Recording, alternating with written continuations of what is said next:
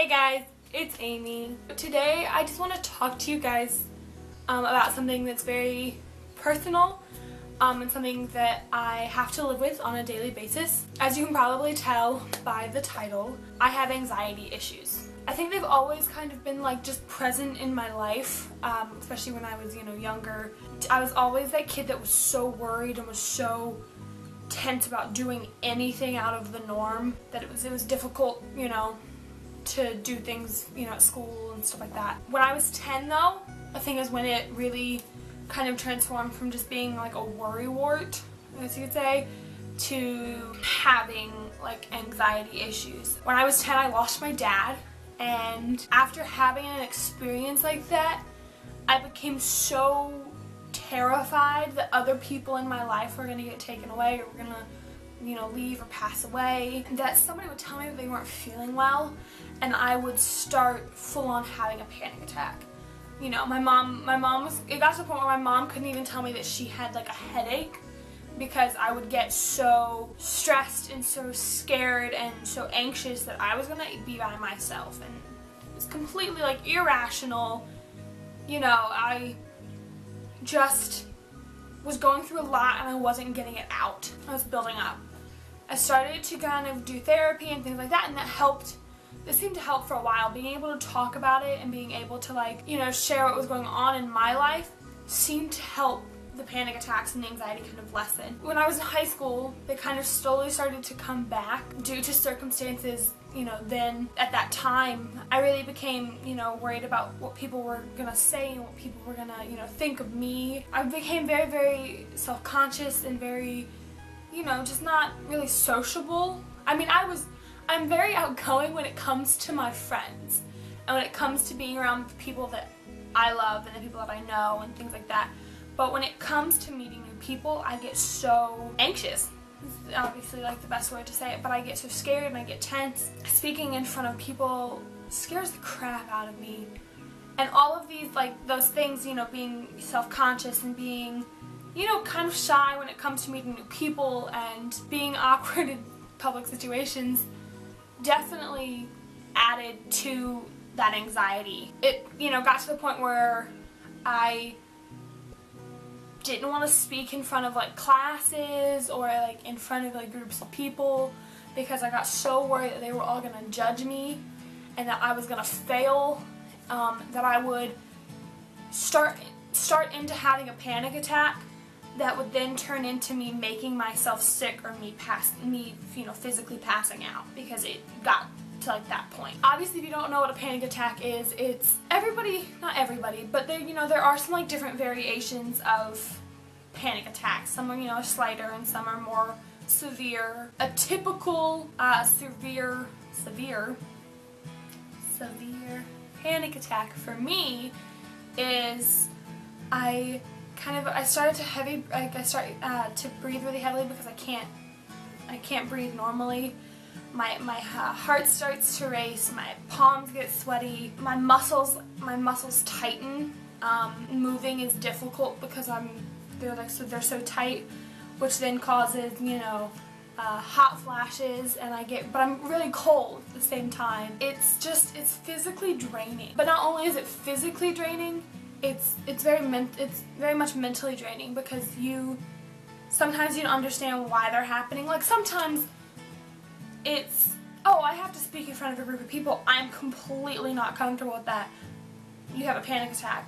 But there have been times in my life where I'm getting ready and I'm walking out the door to go to school and I'm home by myself and I've had to call my mom because I'm starting to have a panic attack and somebody's had to come and get me. And by the time they come and they reach me, I'm in the fetal position on the floor in my living room sobbing and can't physically get up. They do they last different amounts of time, 5 minutes, 10 minutes. Sometimes I can have one major one and then a couple ripples afterwards, which definitely do put a damper on the rest of my day because if I have one in the morning and I'm okay, I'm tired, I don't feel good anymore, but I still have to go out and I've got to do things, it definitely makes that more difficult because I'm like, oh crap, I could definitely have another one while I'm out in public, and that's not cool. That's another thing I've had a couple in public. You know, some, like if I was when I was in high school,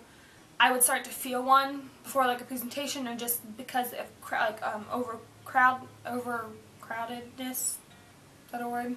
I don't know. And I would rush to the nurse's office, kind of block myself in there. I think I had maybe one where people saw the extent of the panic attack in high school. I'm now in college, and I've already had two. I actually had one my first semester and one my second semester. My first one was in class, in a classroom. I rushed out, and the person I was sitting next to, she rushed out after me because she could tell something was wrong. And I made it out the door, and I hit the ground on the other side and just curled. So people are obviously walking by, and people are seeing this. That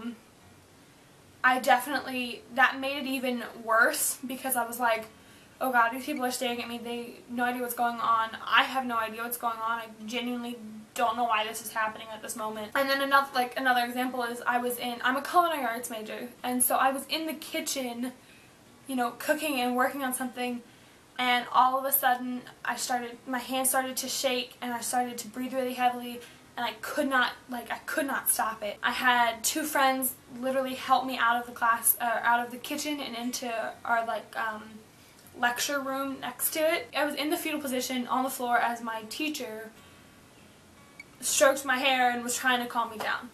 Those are the times where, when it happens like that and I'm in public and I'm doing daily activities that I do on a regular basis, those are the times that it genuinely scares me, because I can't control it to that extent. I've had them driving before, which is even just as scary, because you're driving, you're behind the wheel of a moving vehicle, and not only can you physically harm yourself during that time, but you can hurt others. So it's definitely a struggle in my life. It does cause me to overthink things, like, well, if I do this, is this going to cause me to have, a panic attack? Well, I really want to do this, but I'm already stressed out about it, and I'm already super anxious about it. Is it really a good idea to try to do it? Or is that just going to cause me to be on the floor in the fetal position, which is not fun. I went back into therapy after, some of this was happening. It did seem to help, being able to talk about it and being able to share certain experiences and certain reasons why I was having the anxiety attacks. But there are obviously other times where I don't know what's causing them, and they happen, and I really can't do anything about those. I could try medications and I could do those things, but I do have some other medical issues, and I'm already on medications for those, and I really don't want to add more medications and more, I've got to take this, and this, and it's just, I don't want to become that person, and I don't want my medications to run my life. So I try very hard to not have to get put on anxiety medications and things like that, just because I don't want them to run my life. I do have techniques that seem to work for me, but obviously they're not going to work for everybody. They're specific to myself. I use essential oils, which, some of you are going, oh gosh, she's a tree hugger, but I'm really not. It's just, there's one by doTERRA, which is an essential oil company, called Breathe. When I start to feel that panic, I keep it in my purse at all times, so it is wherever I am, and you pop it on your hand and you just take deep breaths, and it definitely just kind of opens up those airways again. And if I catch a panic attack at just the right time, that can usually keep it from getting any worse, and it just takes me a few minutes to get my breathing back and to calm down. After a panic attack happens, you are physically and mentally drained. I try to drink hot tea or drink tons of water and just kind of get rehydrated, because you do, when you are having hot flashes and you're heavy breathing and your heart's beating crazy, you start to sweat a lot. Your adrenaline is pumping, so you definitely have to rehydrate yourself, and that kind of helps me kind of get back onto my feet and to get back into life. I am hypoglycemic, which does cause an issue when I have panic attacks, because while your adrenaline is pumping, you're having a full-on panic attack and you're sweating and you're hot and it's just not good, and your blood sugar keeps on going too, which is obviously not a good thing because you can't really do anything about it at that time. So getting out of a panic attack and you're slowly kind of getting back on your feet and things like that, for me it is harder, because I then also have to focus on the fact that, well crap, my blood sugar has definitely dropped. Sometimes the reasons I passed out after panic attacks is not because of said panic attack, but because my blood sugar has completely crashed. And then other times it has been because of I'm just so drained that my body just can't, and I pass out. I definitely have had to, my family has kind of had to change how they address things to me. They can't really come and tell me really bad news or something like that at like any moment in time, because I will get very upset, and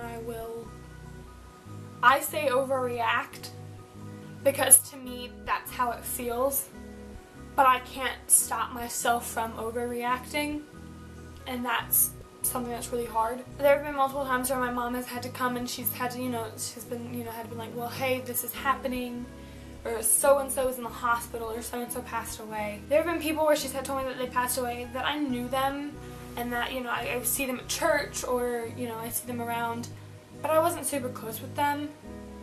I still cannot handle it, and I just break down. Anxiety is definitely a part of who I am, and that part is definitely a struggle, but I also feel that if I continue to work at controlling it, and if I don't let it take over my life and I learn to live with it, then it will make me stronger. So anxiety for me is something obviously that I have to live with, and that is definitely a struggle, and it's harder on some days than others, but I feel like also in the long run, having a panic, panic attacks and anxiety and having those issues are definitely going to make me stronger than I am now. They do make it harder on certain days to, go through and live a normal life, especially if I've had a panic attack. They also help me to understand what others are going through when they say that they've got anxiety, or that they, have panic attacks and things like that. I can feel for them, and I can understand where they're coming from. And I want people to know that they're obviously not alone. I know that when I first started having panic attacks, I was obviously only 10. And at that time I was like, oh my gosh, I'm so weird. Like, nobody's going to understand where I'm coming from. Like, they're going to laugh at me. And that was very scary, because, you think that you're alone in this world, or in that situation, or however you want to put it. But you're not. And it took me a while to realize that I wasn't either. Going through therapy and having a support system behind you, they definitely make dealing with anxiety and panic attacks easier. They obviously, and they can't prevent them from happening, but they can help you move on from them afterwards. And if they help you feel more comfortable in a situation, then you possibly won't have that panic attack. So it's definitely good to speak to others about it. I know that when I finally told, some of my friends and some extended family and church people, they were a lot more accepting than I thought they were going to be. I thought they were going to all kind of be like, oh, well, what's wrong with you? That kind of stuff. But they weren't, because they understood that, yes, I've been through something that first triggered this panic attack, and that I was going to have other times where I was going to have them again, and that I was going to have to deal with it, and it was going to be a lifelong battle. But having the support and having somebody to talk to, and knowing that others out there deal with the same thing that I do, is a tremendous help. I just wanted to kind of share that part of my life with you guys today. It's who I am. It's a part of me. I would not wish this part of me on anybody, because it's not fun, but I also don't think that I would change that part of me, because it does give me a chance to relate to others, and if I can help any one person with this video. I know that I was, you know, the panic attacks were given to me, I guess you could say, for a reason. So I really hope that this helped you in any way, made it easier, and it showed you that you're not alone. If you have anxiety or you have these disorders, you know, share with me your story. I'd love to hear it, and I'd love to hear from you guys. That's all for today, really. Subscribe to my YouTube channel, please. It'd be awesome. Give this video a big thumbs up. My Instagram and my Twitter are down below. I just got a Tumblr. Follow me on those, and I hope you guys all have a good day. Bye!